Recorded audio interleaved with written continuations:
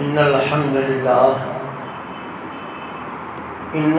لله نحمده ونستعينه ونستغفره ونستهديه ونستنصره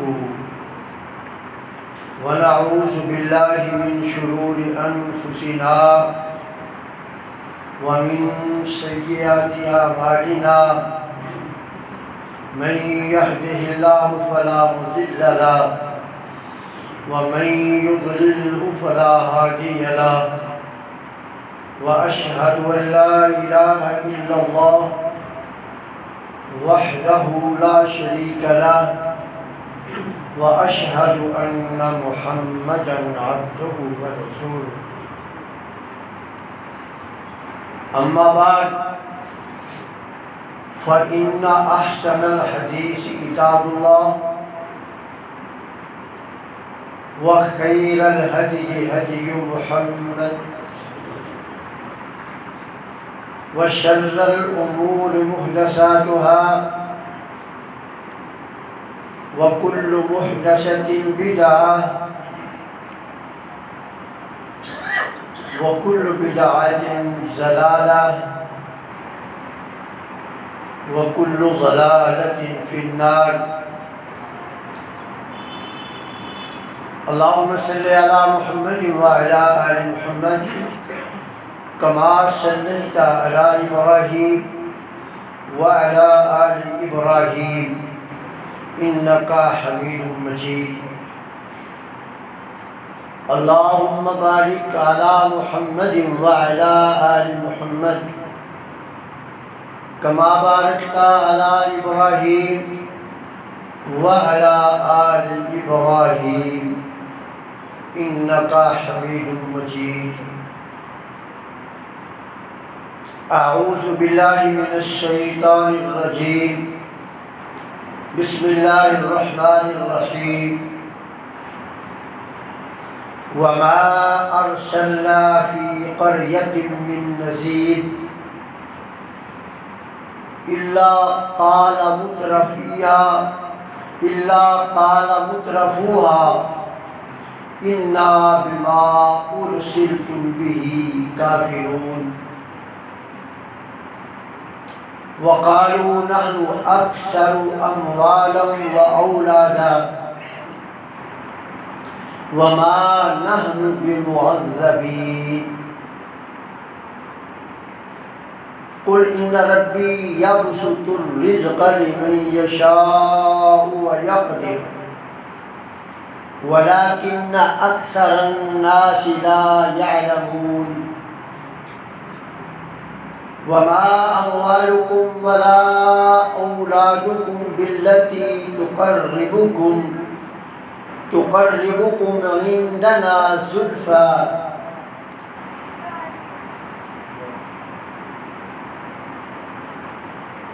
إلا من آمن وعمل صالحا فأولئك لهم جزاء الضعف بما عملوا وهم في الغرفات آمنون وما أرسلنا في قرية من نذير إلا قال مترفوها ہم نے کسی بستی، کسی شہر، کسی علاقے میں رسول نہیں بھیجا مگر وہاں کے ان لوگوں نے جو خوشحال تھے، مالدار تھے، تونگر تھے، دولت مند تھے، انہوں نے یہی کہا انا بما ارسلتم به کافرون، جو پیغام تم لے کر آئے ہو نا، جو پیغام دے کر تمہیں بھیجا گیا ہے، ہم اس پیغام کا انکار کرتے ہیں۔ آپ جو ہے وہ قرآن مجید میں مختلف انبیاء کے حالات پڑھ لیں، جتنے بھی انبیاء تھے اعلان نبوت سے پہلے تمام انبیاء اپنی اپنی قوم، اپنے اپنے قبیلے، اپنی بستی اور اپنے شہر میں معزز جانے جاتے تھے، لوگ ان کا احترام کرتے تھے، لوگ ان کی عزت کرتے تھے۔ لیکن جیسے ہی انہوں نے اعلان کیا نبوت کا، لوگوں کو دی توحید کی دعوت، تو انہوں نے یکدم نبی کے کردار پر انگشت نمائی نہیں کی۔ یہ بات یاد رکھیں، جب نبی نے دعوت دی تو انہوں نے نبی کے کردار پر شروع میں انگشت نمائی نہیں کی۔ ابو جہل بھی، لوگ جب ابو جہل سے پوچھتے کہ تو کیا محمد صلی اللہ علیہ وسلم کو جھوٹا تصور کرتا ہے، وہ کہتا تھا میں محمد صلی اللہ علیہ وسلم کو جھوٹا تصور نہیں کرتا، مگر جو یہ کہتا ہے وہ جھوٹا ہے۔ تو یہاں بھی یہی کہا انہوں نے اِنَّا بِمَا أُرْسِلْتُمْ بِهِ كَافِرُونَ، کہ جو تمہارا پیغام ہے نا، تم غلط نہیں ہو لیکن تم پیغام غلط دے رہے ہو۔ پھر بعد میں انہوں نے انبیاء کے کردار پر بھی انگلی اٹھائی، لیکن پہلے نہیں اٹھائی، اور کیا کہنے لگے وَقَالُوا نَحْنُ أَكْثَرُ أَمْوَالًا وَأَوْلَادًا، کہنے لگے کہ بھئی تو کہتا ہے کہ ایک اللہ کو مانو اور میں ایک اللہ کی دعوت دیتا ہوں، اگر ایسا ہی ہے تیرا رب سب کچھ کرتا ہے تو پھر ہم سے زیادہ تمہیں اللہ نے مال دولت کیوں نہیں دی؟ تمہیں اللہ نے اولاد ہم سے زیادہ کیوں نہیں دی؟ جب تو یہ کہتا ہے کہ میرا اللہ سب کچھ کرتا ہے پھر تمہیں کیوں نہیں دیا اسے؟ لوگ یہ سمجھتے تھے کہ شاید کہ بڑا آدمی اللہ کے نزدیک وہ ہے جس کے پاس مال و زر بڑا زیادہ ہو۔ ایسا نہیں ہے، یہ کوئی بڑائی کی علامت ہے نہیں ہے۔ اللہ اکبر۔ اور ساتھ ہی یہ کہتے کہ یہ جو تم کہتے ہو نا بھئی تم پہ عذاب آ جائے گا، وَمَا نَحْنُ بِمُعَذَّبِينَ، ہمارے پاس بڑا مال ہے، اولاد بھی ہے، افرادی قوت ہمارے پاس ہے، جنگی آلات ہمارے پاس ہے، ایٹم بم ہمارے پاس ہے، ہم پر کیسے عذاب آ جائے گا؟ میرے بھائی، جب وہ مالک ناراض ہو کر کسی قوم کو تباہ کرنے کا ارادہ کر لیتا ہے، پھر ساری تیاریاں دھری کی دھری رہ جاتی ہیں۔ اسے پھر اس مالک کو افرادی قوت کی ضرورت نہیں ہے کہ بھئی کوئی وہ ٹریننگ دے، کوئی لشکر تیار کرے، اس کو ضرورت نہیں۔ اگر وہ چھوٹے سے پرندوں کو بھی حکم دے کہ جاؤ تو وہ چھوٹے سے پرندے بھی کہہ بالا کر کے رکھ دیتے ہیں۔ تو ان کو یہ بتایا کہ تم اس گمان میں نہ رہنا کہ تمہارے پاس بڑی افرادی قوت ہے اور بڑا تمہارے پاس آلات حرب ہے، تمہیں کوئی شکست نہیں دے سکتا، اس بات میں نہ رہو۔ اور یہ بات یاد رکھ لو وَمَا أَمْوَالُكُمْ وَلَا أَوْلَادُكُمْ بِالَّتِي تُقَرِّبُكُمْ عِنْدَنَا زُلْفَىٰ۔ پھر وہ جو لوگ تھے نا جہاں وہ لات منات حبل عزا کو مانتے تھے نا، وہ اللہ کو بھی مانتے تھے، اللہ کا انکار نہیں کرتے تھے، اللہ کو بھی مانتے تھے۔ اور وہ کہتے تھے کہ یہ جو لات منات حبل عزا ہے نا، یہ اللہ کے جو ہے نا ذیلی اختیارات ان کے پاس ہے، یہ اللہ کے ہمیں قریب کر دیتے ہیں، ہم ان کے اوپر مال و زر خرچ کرتے ہیں اور یہ ہمیں اللہ کے قریب کر دیتے ہیں۔ اور آج بھی کرسچنوں میں ایسا ہی ہے، وہ جب جاتے ہیں اتوار کو اپنے چرچ میں تو اپنے گناہوں کا اعتراف کرتے ہیں، اور ان کا جو بشپ ہے وہ ان کو جرمانے کرتا ہے کہ اتنے پیسے دے دو معافی۔ لیکن ہمارے یہاں بھی مولانا شہاب صاحب کچھ ایسا ہی ہو رہا ہے، اللہ معاف کرے۔ اللہ کیا فرماتے ہیں؟ اللہ فرماتے ہیں یہ بات یاد رکھ لو، یہ مال و زر جو ہے نا، یہ اولاد جو ہے، یہ تمہیں اللہ کے قریب نہیں کر سکتی۔ اللہ کی قربت کے دو ذریعے ہیں، اللہ من آمن۔ پہلا ذریعہ ہے اپنے عقیدوں کی اصلاح کرنا، اپنے عقیدے درست کرنا۔ اگر عقیدہ درست نہیں نا تو بھلے گلی گلی میں لوگوں کو دودھ پلائی جاؤ، گلی گلی میں آنے جانے والوں کو دودھ پلائی جاؤ، ایک کھوٹے سکے کا فائدہ نہیں ہے۔ میں نہیں کہتا، قرآن کہتا ہے کہ یہ مال و زر کا، یہ دولت کا خرچ کرنا یہ تمہیں اللہ کے قریب نہیں کرے گا۔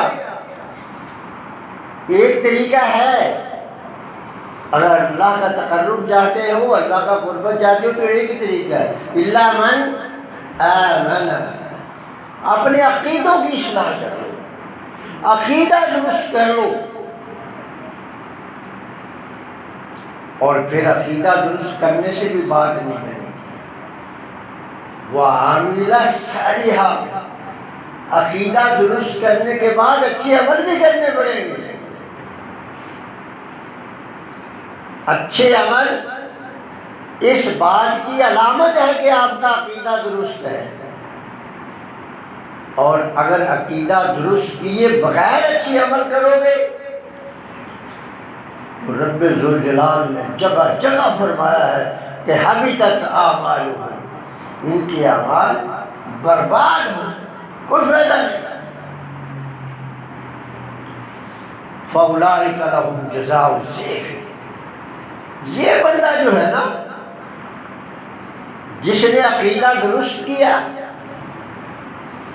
پھر اپنے آپ کو علی منہج النبوہ، نبی کے طریقے کے مطابق نیک اعمال کرنے کا پابند بنا لیا،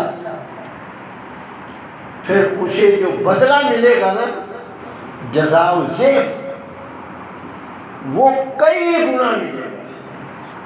وہ 2 گنا نہیں ہے، اس کا معنی ضعف کئی گنا ملے گا۔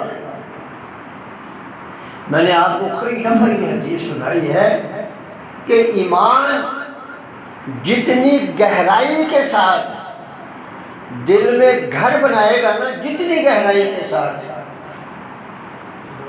اور اس کے بعد پھر عمل صالح جتنی اللہ رب العزت کے لیے اخلاص کے ساتھ کیا جائے گا، پھر وہ عمل کا بدلہ اسی قدر بڑھتا ہی چلا جائے گا۔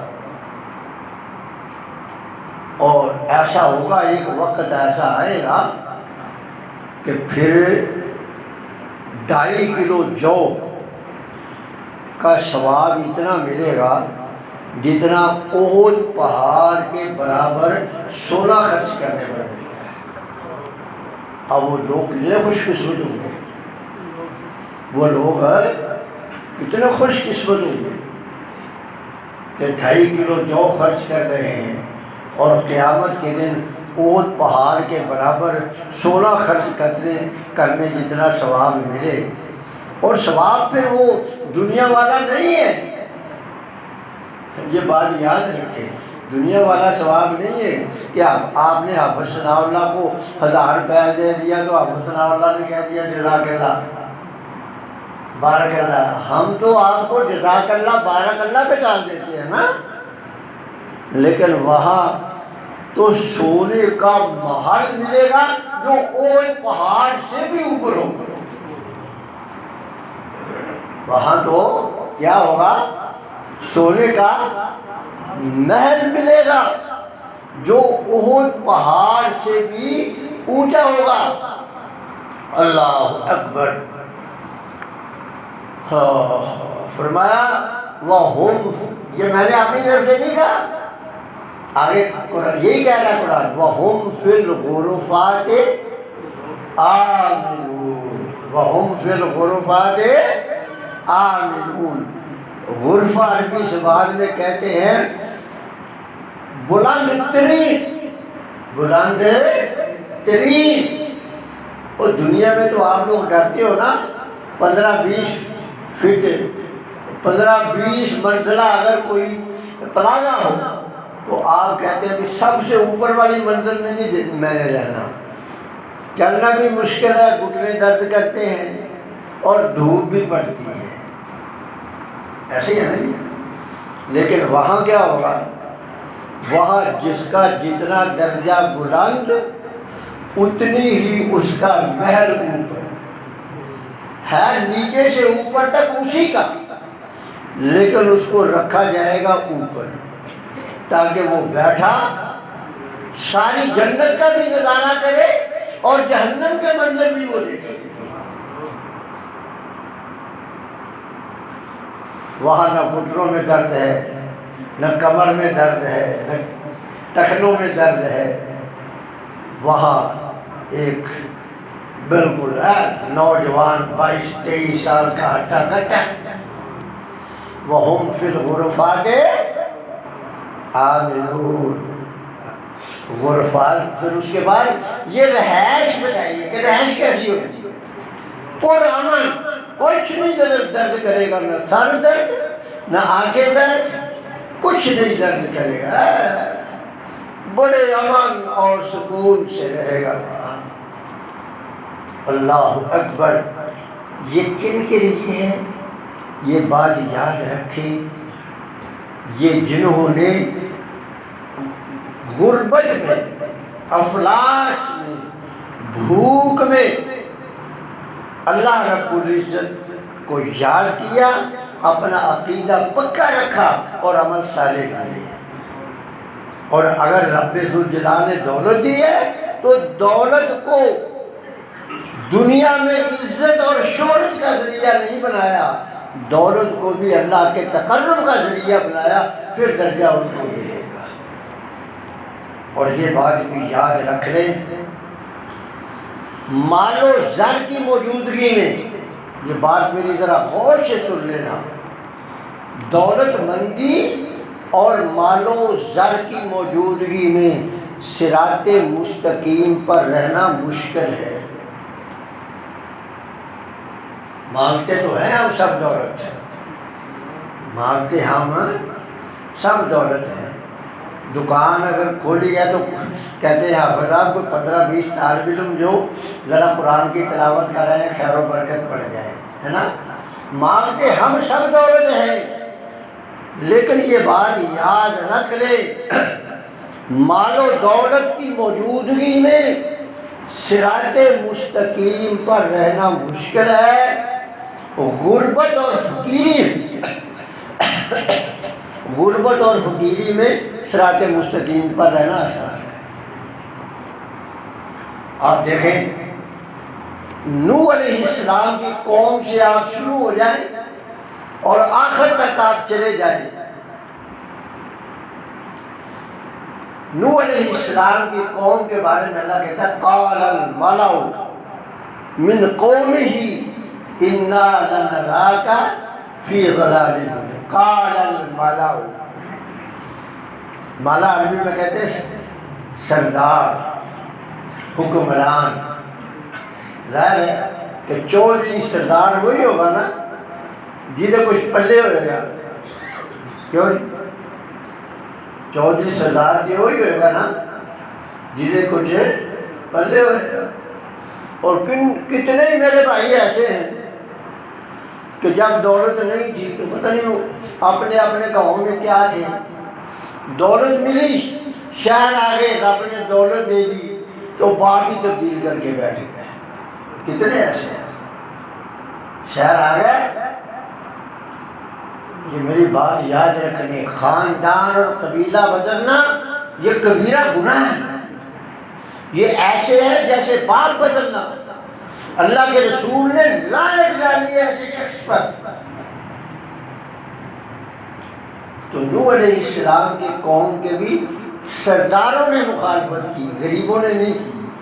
قال الملأ من قومه انا لنراك في ضلال مبین. اور ہود علیہ السلام کی قوم کے بارے میں بھی یہی آتا ہے، قال الملأ من قومه الا لنراك فی صفاح. حضرت ہود علیہ السلام کی قوم کے بھی سرداروں نے مخالفت کی. انہوں نے کہا ہم آپ کو نا بیوقوف سمجھتے ہیں، تم نے یہ کیا ہے، کوئی روزی روٹی کما، تم نے کیا یہ شروع کر دیا ہے کہ روزی روٹی چھوڑ کر جہاں چار بندے اکٹھے ہوتے ہیں تو وہی جو کہنا شروع کر دیتا ہے کہ اللہ کو مان، کوئی کام بھی کیا کرنا. تو ہم تجھے کیا سمجھتے ہیں؟ قال الملأ الذين استكبروا من قومه لنخرجنك يا شعيب. وہاں بھی اللہ نے سرداروں کو انعام دیا ہے. شعیب علیہ السلام کی قوم کے بھی وہ سردار جو مالدار تھے، جن کو اپنے مال و دولت پر ناز تھا، غرور تھا، انہوں نے کہا کہ شعیب باغ آ جاؤ ورنہ ہم آپ کو بستی سے نکال دیں گے، شہر سے. اللہ اکبر. پھر فرعون کے جو زمانے کے سردار تھے موسیٰ علیہ السلام سے انہوں نے کہا قال الملأ من قوم فرعون ان هذا لساحر علیم. آپ پورا قرآن پڑھ لیں. انبیاء کی سب سے زیادہ مخالفت کرنے والے مالدار تھے.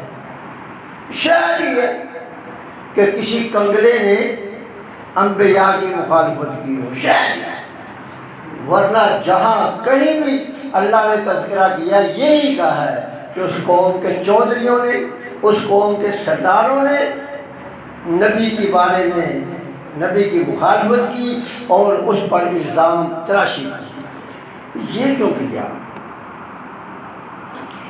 اللہ نے اس کی بھی وجہ فرمائی کہ یہ کیوں کیا انہوں نے.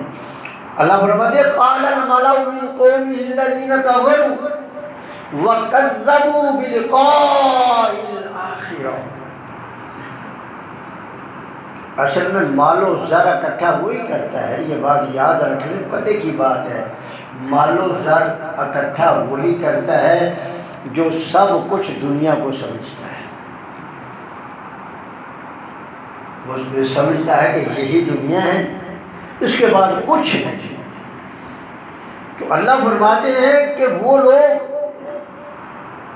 جو کافر تھے انہوں نے کیا، اور اللہ کی ملاقات پر یقین نہیں رکھتے تھے، جن کو اس بات پر یقین نہیں تھا کہ کل ہم نے ایک مجرم کی حیثیت سے اگر ہم نے اپنا راستہ اپنا طریقہ درست نہ کیا تو کل ایک مجرم کی حیثیت سے اس مالک الملک کے سامنے پیش ہونا ہے. جن کا اس بات پر یقین اور عقیدہ نہیں ہوتا وہ بھائی کا خون چوستا ہے، وہ پڑوسی کا خون چوستا ہے، اس کو جیسے بھی دولت ملے وہ ویسے حاصل کرنے کی کوشش کرتا ہے.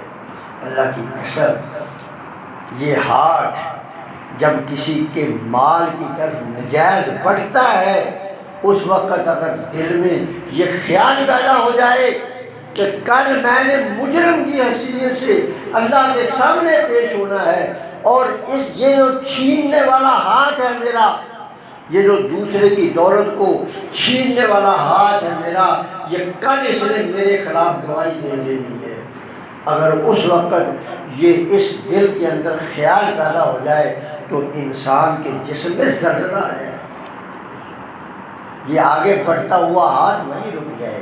یہ کیوں نہیں رکتا؟ اس لیے کہ یقین ہی نہیں، مانتا ہے کہ اللہ ایک ہے، قیامت ہے، مانتا ہے، لیکن عملاً یقین ہے نہیں ہے۔ اللہ فرماتے ہیں کیوں نہیں ہم نے یقین، وجہ کیا ہے؟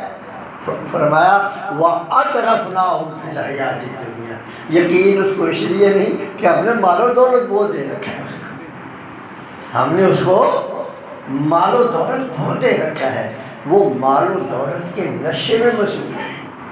اس لیے میرے بھائیوں، میں یہ سمجھتا ہوں کہ آپ بڑے خوش قسمت ہو، اگر رب ذوالجلال نے آپ کو صرف سفید پوش رکھا ہے نا تو آپ بڑے خوش قسمت ہو۔ کبھی یہ دل میں تمنا نہ کرنا، یہ میں آپ کو پوری ذمہ داری سے کہتا ہوں، کبھی یہ دل میں تمنا بھی نہ کر بیٹھنا کہ یا اللہ اتنا مال دے دے میں اکیلا ہی مسجد بنا لوں، یہ دل میں تمنا نہ کر بیٹھنا چاہیے۔ کیوں؟ ہو سکتا ہے مال ملے تو نہ بناؤ، یہ حالانکہ تمنا اچھی ہے نا، یا اللہ مجھے مال دے میں اکیلا ہی مسجد بنا دوں، تمنا اچھی ہے مگر کرنا نہیں ہے، یہ تمنا یہ آرزو نہیں کرنی، اس لیے کہ وہ جتنے بھی لوگ گمراہ ہوئے اللہ کہتے ہوئے اس لیے کہ وہ اطرفناہم بالحیات الدنیا، ہم نے دنیا میں ان کو مال و زر ہی بہت دے رکھا تھا۔ آخری بات کہہ کے ختم کرنے لگا ہوں، امام شافعی رحمہ اللہ، اس سے کسی نے کہا کہ کاش ہم صحابہ نبی صلی اللہ علیہ وسلم کے صحابی ہوتے تو بڑا مزہ آتا ہے، جنت میں اعلیٰ مقام پا لیتے۔ امام شافعی نے آگے سے کیا کہا، بڑی خوبصورت بات کہی۔ امام شافعی نے کہا شکر کر کہ ہم اس زمانے میں نہیں تھے، اگر ہوتے تو نامعلوم ہمارا نام بھی عبداللہ بن ابی بن سلول کے ساتھیوں میں ہوتا۔ تو اس لیے میرے بھائیوں، دولت کی زیادہ تمنا، زیادہ آرزو نہ کیا کرو۔ اگر بہت ہی دل چاہے نا تو پھر یہ پڑھ لیا کرو ربنا آتنا فی الدنیا حسنہ وفی الآخرۃ حسنہ۔ ورنہ نبی اکرم صلی اللہ علیہ وسلم سے جب جبریل نے پوچھا تھا نا کہ اے حبیب بتا، نبی بادشاہ بننا چاہتا ہے یا نبی غریب بننا چاہتا ہے؟ تو رسول اللہ نے فرمایا بادشاہ نبی نہیں بننا چاہتا، غریب بننا چاہتا ہوں۔ تو اللہ نے خوشخبری دے دی کہ طوبیٰ للغرباء، جنت میں سب سے جو زیادہ خوبصورت، جو سب سے زیادہ خوشبودار، جو سب سے زیادہ سائے والا، جو سب سے زیادہ پھل والا درخت ہے، اس کا نام طوبیٰ ہے اور وہ آپ کا ہے۔ طوبیٰ للغرباء۔ اللہ سے دعا ہے کہ عمل کی توفیق دے، سمجھنے کی توفیق دے۔ وآخر دعوانا الحمدللہ۔